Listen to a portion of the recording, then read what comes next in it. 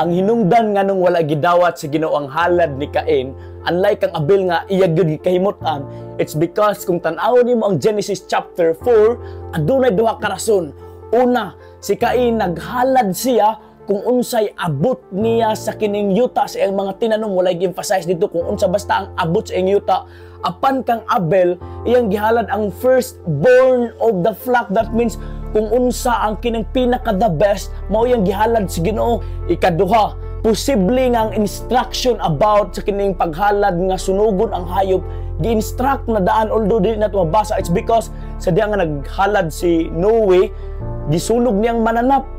Sa diyang naghalad si Abraham, gisunog gyapon niyang mananap. Pareha sila og pattern, bisan walay instruction gihatag ang Bible, buti pasabot sa panahon padaan ni Adan, posible nga gi-instruct na daan ang kining paghalad og kining hayop. Buot ni pasabot si Abel is obedient, samtang si Cain wala siya mosunod bisan siya nakabalo.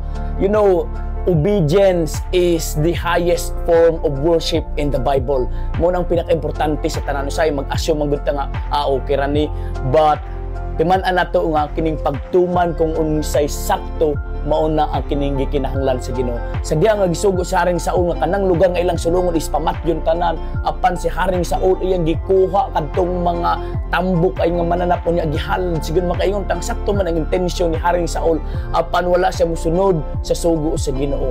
Obedience is the highest form of worship.